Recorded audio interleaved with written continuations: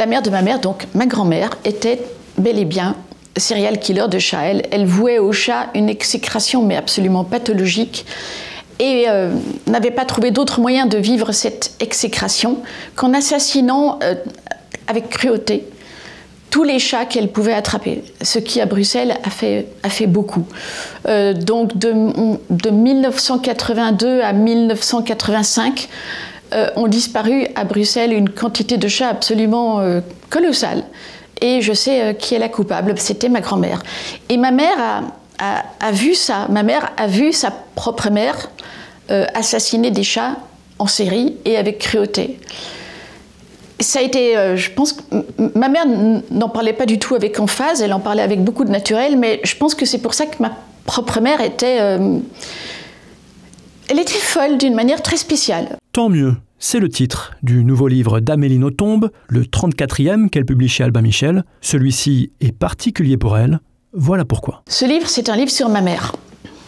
Il se trouve que ma mère est morte le 11 février 2024 et que ça a été pour moi évidemment un choc terrible. J'ai mis beaucoup de temps, ne serait-ce qu'à être capable d'en parler.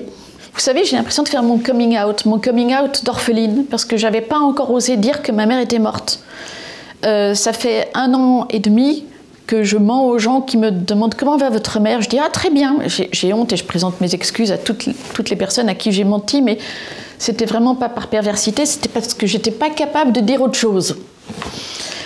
Donc maintenant j'ai enfin le courage de le dire et voilà, je fais mon coming out d'orpheline. Ça y est, je suis orpheline, c'est fait. J'avais écrit un livre sur mon père en 2021. Premier sang. Premier sang.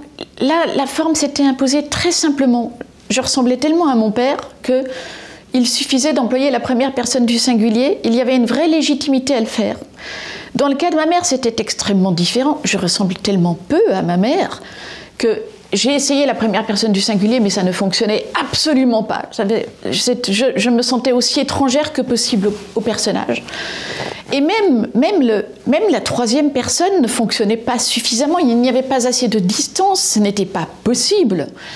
Finalement, le conte s'est imposé parce qu'un personnage à ce point invraisemblable que ma mère était un personnage de conte. Cela dit, tout ce que je raconte dans ce livre est absolument vrai. Sur la structure du livre, elle est inhabituelle. Le conte de fées dure les 9/10 du livre. Et quand on bascule et qu'on comprend que vous écrivez sur votre mère, il n'y a pas de transition. Oui. C'est soudain. Oui. Est-ce que cette structure narrative, vous l'aviez en tête dès le début ou est-ce qu'elle vous est venue après ? Quand j'ai compris comment j'allais raconter cette histoire, oui, j'ai su que je la raconterais comme ça. Je me suis très longtemps interrogée sur le comment, mais une fois que ça m'est apparu, une fois que j'ai commencé à écrire, je savais que ça se passerait comme ça. Donc il y aurait un véritable conte de fées, ça se termine comme un conte de fées. Et puis soudain, la dernière partie, qui est donc en effet le dernier 10e du livre, qui est écrite à la première personne du singulier et qui est très dure. J'ai rarement éprouvé autant de nécessité que d'écrire cette dernière partie. D'abord parce qu'il y avait toujours ce petit détail que ma mère était morte et que je n'étais pas capable d'en parler, ce qui est embêtant. Et ensuite parce que je trouvais terriblement important de rendre justice à ma mère. D'abord parce que ma mère est mal morte. Sa mort a été difficile. Personne n'a parlé de sa mort. C'est pas seulement moi qui n'ai pas parlé de sa mort. Personne n'a parlé de sa mort. Alors que tout le monde a parlé de la mort de mon père.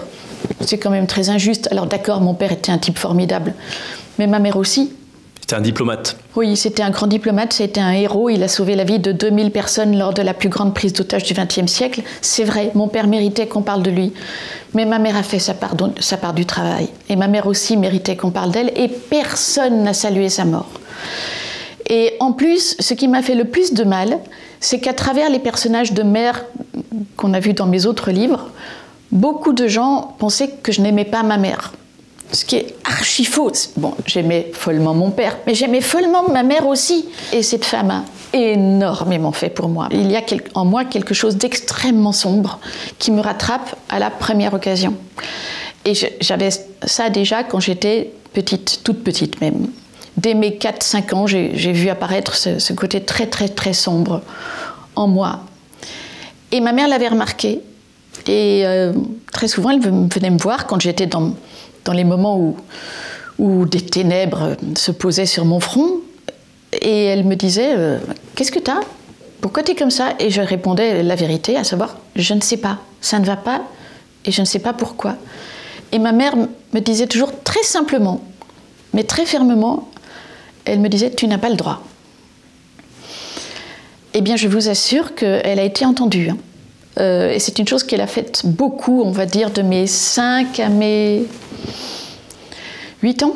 Aujourd'hui, ça m'arrive encore très souvent, bien sûr, d'avoir le front chargé de ténèbres et de me dire « ça va, là je vais craquer, c'est fin de l'histoire ». Et à chaque fois, maintenant c'est devenu un surmoi. Il y a la voix de ma mère qui me dit « tu n'as pas le droit ». Et c'est d'une efficacité redoutable. Je me suis remémoré une discussion qu'on a vue, puisqu'on a déjà eu l'occasion de se rencontrer pour des livres précédents. Oui. Et vous me disiez que pour vous, la littérature, c'était avant tout un son. Oui. Et j'ai noté que la mort, vous la décriviez par le son également. Pour moi, être écrivain, c'est être d'abord un récepteur et puis un émetteur. Qui parle de réception et d'émission parle de son. L'onde, c'est le son que j'entends. Dans le cas de Premier Son, je ne vais pas dire que c'était facile, mais c'était relativement facile du fait que mon père, mort, me parlait énormément. Dans le cas de Tant mieux, c'est moins facile. Ma mère morte, je ne l'ai pour ainsi dire pas entendue. Probablement parce que de son vivant, elle parlait très facilement. C'est-à-dire qu'en fait, la présence pour vous passe par le son plus que par l'image ? La présence pour moi passe par le son bien avant de passer par l'image. C'est aussi pour ça que somme toute, je décris très peu mes personnages. La sensation physique que j'ai de mes personnages passe d'abord par le son, ce qui est une façon d'être au monde très, très importante. Quand on entend quelqu'un, on sent son corps. Par le dialogue. C'est ça. Et c'est une chose que beaucoup de lecteurs m'ont déjà dite. Ils me disent, c'est curieux, vos personnages, vous ne les décrivez pas, on les entend juste qui se parlent l'un à l'autre, et pourtant, on a une image physique d'eux. Je crois que c'est vrai, rien qu'à la façon dont je les fais parler, rien qu'à travers le son de leur voix que je reconstitue et la nature des mots qu'ils choisissent, on sent leur présence physique et même leur apparence physique. Je me suis posé une question qu'en général on ne pose pas en fait, et qu'on ne se pose pas. Oui. C'est est-ce que la mort de ses propres parents peut aussi, alors il y a une grande tristesse évidemment, mais peut aussi être une libération pour enfin être soi-même? Au-delà du désespoir que représente la mort de ses parents, je pense qu'il y a en effet une part de délivrance. Je vais vous dire, surtout dans le cas de ma mère. Mon père je trouve que mon père est mort trop tôt, c'est-à-dire qu'il est mort juste à temps, ça allait encore très bien. Ma mère, ça n'allait plus du tout. Ma mère n'était plus autonome. Ma sœur s'occupait d'elle de façon, avec un dévouement fou. Bon, il est certain que la mort de ma mère a délivré ma sœur de son dévouement, mais elle m'a délivrée moi aussi d'abord. Désolée de dire une telle lapalissade, mais elle m'a délivrée de la peur de la mort de ma mère. Une fois qu'elle est morte, on se dit, ça y est, je suis orpheline, c'est horrible, mais au moins maintenant je n'ai plus rien à craindre, le pire est passé. Et puis, je pense que ça délivre aussi de la peur de décevoir ses parents. Je sais que j'ai toujours eu énormément peur de décevoir mes parents, mais bon, encore maintenant. Hein. Mais une fois qu'ils sont morts, c'est fou ce que c'est différent. On a l'impression qu'à un mort, on peut dire toute la vérité. Que là où il est, je ne sais pas où ils sont, hein, j'ai aucune théorie sur la mort.